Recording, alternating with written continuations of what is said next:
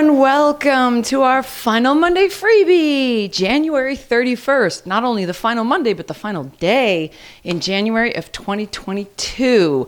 So we are going through the basic T-TAP workout, the Healthy by Kiona way, tonight to give anyone who's interested in joining our classes kind of a preview of how I teach, some of the tweaks, and the pacing of a basic workout or an instructional workout that we do.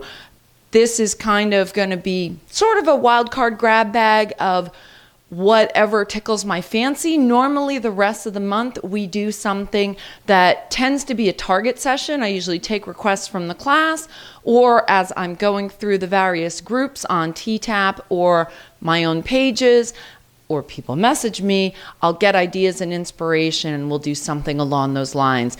And sometimes, like last week, we did 2 half-hour tempo workouts with our hour-long class.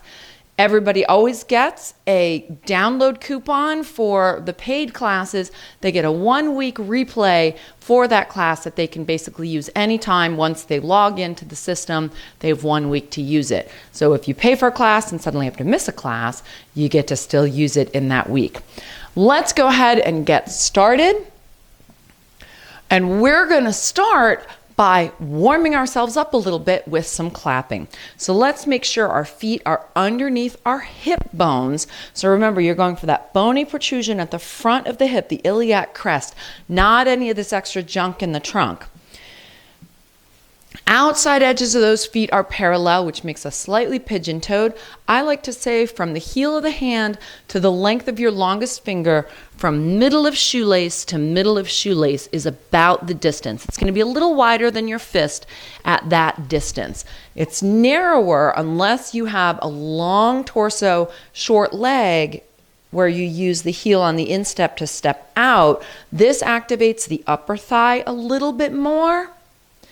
Closer in, just those 4 fingers or that fist distance activates more of the transverse abdominis and the abs. And right here at that length of the hand, shoelace to shoelace, that balances everything. So that's ideal for your combo bodies and kind of your default stance. If you have target area of concern, of course, you can use something different. Going into our stance, I'm going to give you a slight side view on this. We're going to bend our knees to the ends of our toes, and my pants do a great job of showing how that works because they go straight down from the knee because they're nice and wide at the bottom. Hand on the belly in the front, thumb in the belly button. Other hand behind. Find the natural curve of your back. If you've got the shoulder flexibility to flip that hand over, you can put the heel of the hand right there. If not, you can have the hand backwards, but try and flip it over if you can. Bent to the end of those toes. You're going to use these muscles in the front to round that low back, pressing out that natural curve and tucking your tailbone under. That's where we hear that tuck coming from. It's the tailbone that tucks under. And it's from pulling up with these muscles in the front. I like to do a little karate chop, again, right between those hip bones, because these are the muscles I'm trying to use. So that's the first thing we do is round that low back, tucking the tailbone. Now, we want to get our shoulders into alignment by pulling them back, but we don't want to pinch between the shoulder blades. We want to use the entire back. So you want to think of from the seam of your shirt, all these laces come to your spine. So they come all the way across between the shoulder blades, but all the way down the rib cage as well. That's your actual entire set of lats. And we want to use those to pull the shoulders back, but we want to feel them all the way down the seam of the shirt. So what I like to say is lace those shoulders back. So rather than pull the shoulders back, I like to think of lacing. So I use all of these muscles.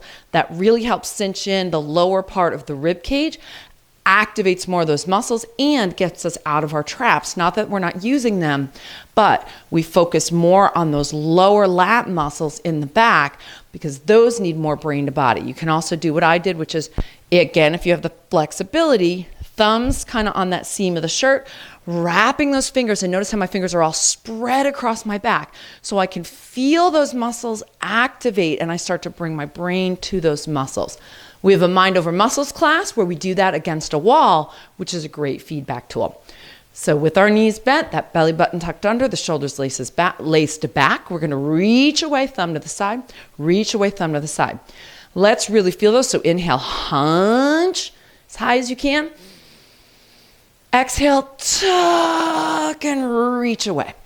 Nice job, everyone. Do you guys have any questions? I have a question. Okay, so whenever I'm doing the T-tap stance, the one thing I can never remember is your stand. I don't know. Can you see my hips? I can't see what you can see.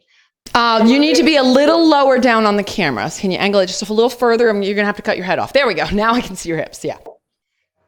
Are you supposed to activate this side of the hip / butt? You know, when you're standing? Yes. Yeah. Okay. All right. Because I can let it relax or I can activate it. And I can never remember.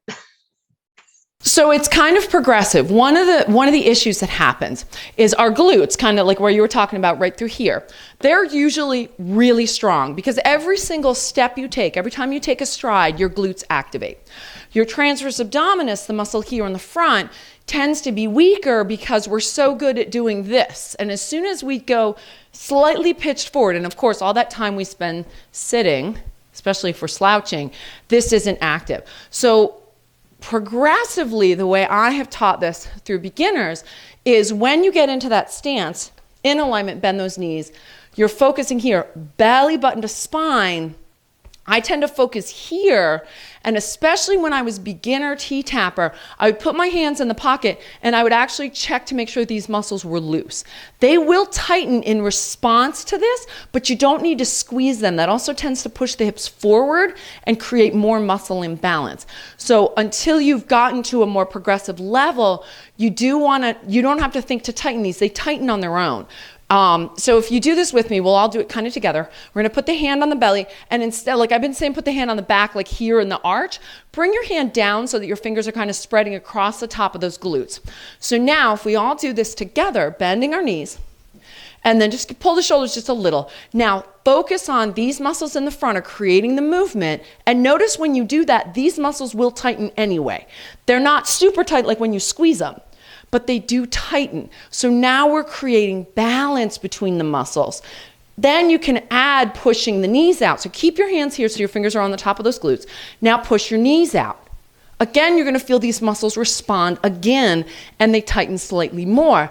Now if we add the extra technique of twisting out from the hip. So now I'm trying to rotate. I can't because my feet are on the ground. But if I was trying to rotate my hip open like this, keeping that hand on those glutes, try and rotate, you're going to feel them tighten even more. So you never really have to think to squeeze them. If you do layer by layer all of those things, they will tighten the appropriate amount to balance these muscles. So that's why you don't hear me say tighten. Especially when you got a booty this big, you don't need any extra tightening to throw everything out of whack. So, but you can, and if you're a shorter torso and you have less glutes, it may be beneficial to do that to build those up, but you want to have everything else tighter first. Okay, all right, thank you. You're welcome. Great job, you guys. My good camera just ran out of battery, so I guess that's our cue. I'll see everyone next week, and don't forget to send requests for the paid classes. Have a great week and happy February.